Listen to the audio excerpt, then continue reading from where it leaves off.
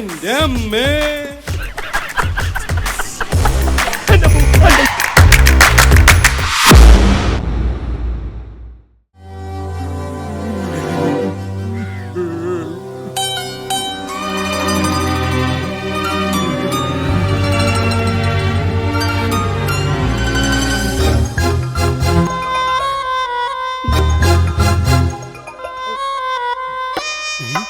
കണ്ട കഥയുടെ ആ ഭാഗം അച്ചായന് ഫീൽ ചെയ്തു.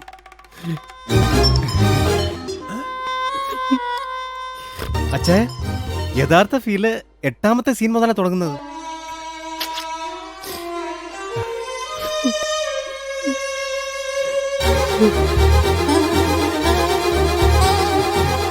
താങ്ക് യു അച്ചായ, താങ്ക് യു. കണ്ട തുടക്കത്തിൽ തന്നെ ഷേക്ക് ഹാൻഡ് കിട്ടുന്നത് കണ്ട. ഇങ്ങനെ കഥ പറഞ്ഞ് ഇഞ്ചിഞ്ചായി കൊല്ലുന്നതിന് പകരം നീ എന്നെ ഒറ്റയടിക്കങ്ങ് കൊല്ലടാ. മേലാൽ ഈ മാതിരി കഥകളോടെ പടി കടന്നു പോരും. നിന്റെ കൈ ഞാൻ വെട്ടും. അയ്യോ അച്ഛൻ, എന്റെ കഥയുടെ ഡെപ്ത് മനസ്സിലാവാത്തോണ്ടാ.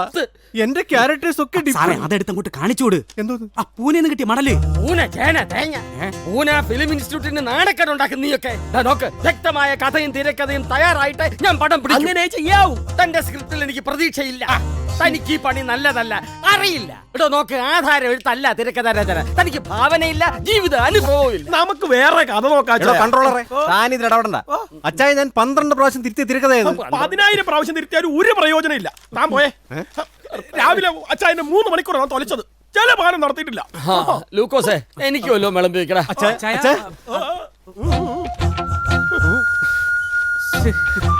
ഇതൊന്ന് പിടിച്ചാട്ടെ. ഇനി ഇതുപോലെ മെനക്കെടുത്താൻ വന്ന ആ പട്ടി അഴിച്ചു വിടണം. എന്നാ തന്നെ കഥ പറഞ്ഞ അതിനെ കൊല്ലാനാ. നീ ഇരുന്ന് വിഴുങ്ങ്.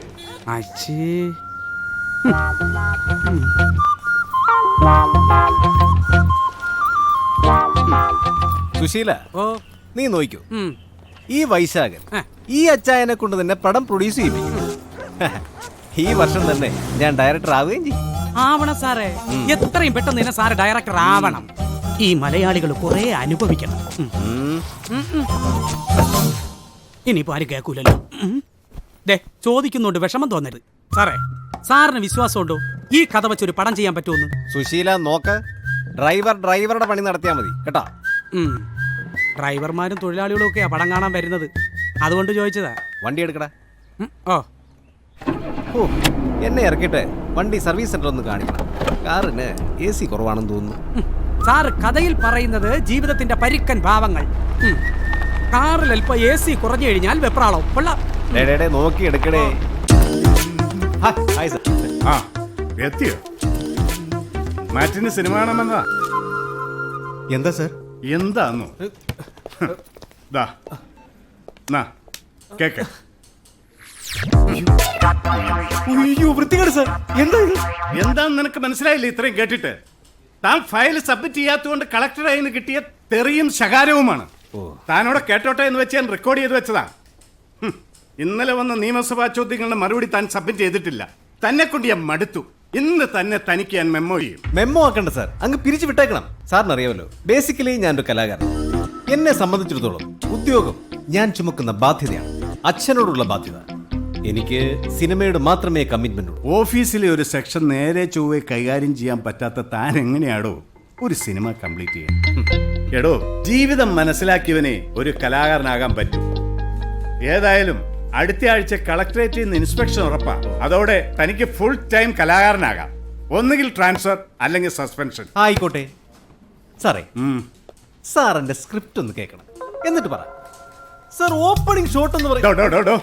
തന്നോട് പലവട്ടം ഞാൻ പറഞ്ഞിട്ടുള്ള കഥ പറയരുതെന്ന്. അവന്റെ ഒരു ഓപ്പണിംഗ് ഷോട്ട് താനൊന്ന് ഒപ്പിട്ടേച്ച് പൊക്കോളാവോ? മെമ്മോ തയ്യാറാക്കി ഞാൻ അങ്ങോട്ട് കൊടുത്തു വിട്ടേക്കാം. ഓ, ഇവനെയൊക്കെ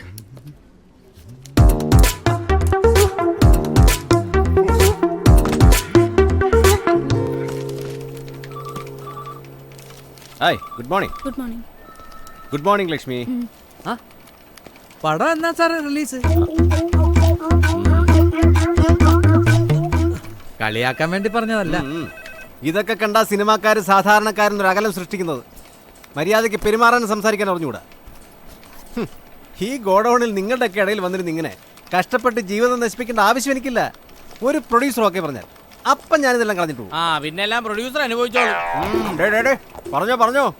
അതേ, സിനിമാക്കാരുടെ എല്ലാം കരിയോഗ്രാഫിന്റെ തുടക്കത്തില് ഇതിനേക്കാൾ വലിയ കളിയാക്കലുകൾ അനുഭവിച്ചിട്ടുണ്ട്.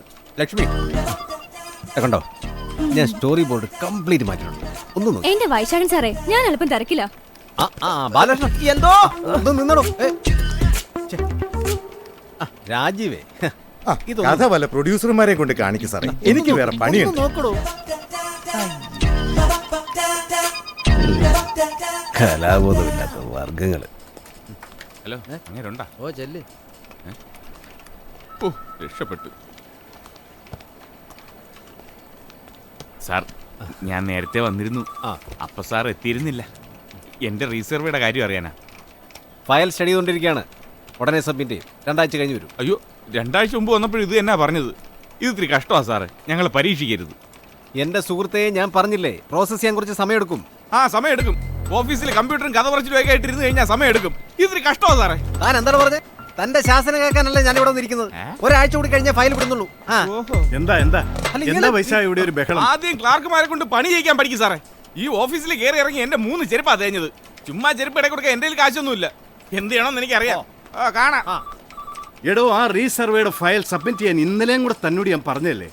ഇനി ഞാൻ ആക്ഷൻ എടുക്കും. ക്ലർക്കുമാർ ചെയ്യുന്ന ഓരോ തെറ്റിന് തെറി കേൾക്കുന്ന സാറിനാ. തന്റെ അച്ഛൻ എത്ര ഭേദമായിരുന്നിടോ.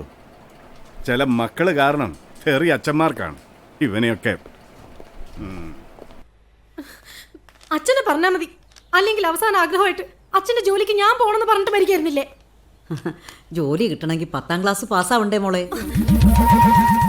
അല്ലേലും അമ്മ എപ്പോഴും മോന്റെ സൈഡല്ലേ. ഇത് എന്തായാലും ഞാൻ അങ്ങനെ വിടാൻ തീരുമാനിച്ചിട്ടില്ല. മഹാരാജാവ് എഴുന്നള്ളി.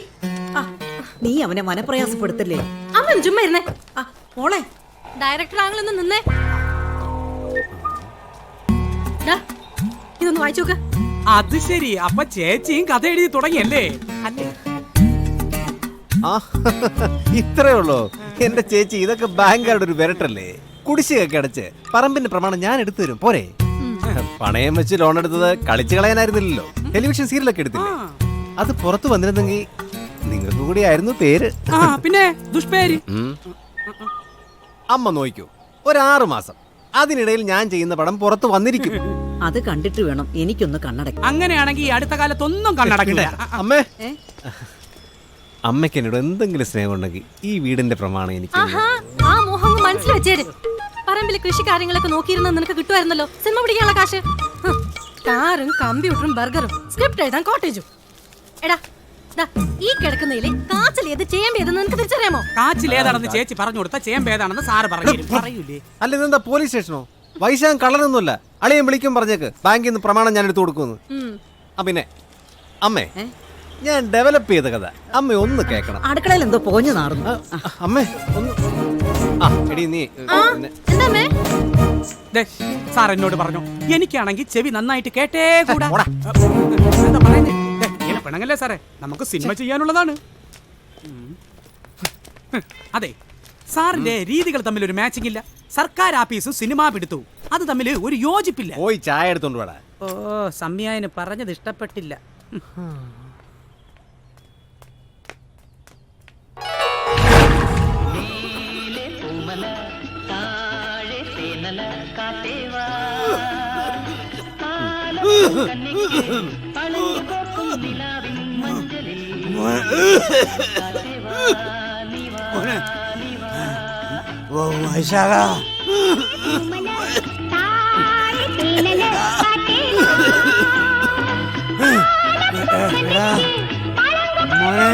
വൈശാഖ, എന്താ അച്ഛാ? ആ പാട്ടൊന്ന് നിർത്തി, നീ ഇവിടെ വന്നിരിക്കും. റീമിക്സ് ചെയ്യാൻ പറ്റിയ പാട്ടാണ് അച്ഛാ. സാഗം കിടക്കുമ്പോഴാടാ നീ മേലത്തെ കാര്യങ്ങളൊക്കെ പറയണത്. ഓഫ് ചെയ്തിട്ട് ഇവിടെ വന്നിരിക്കടാ.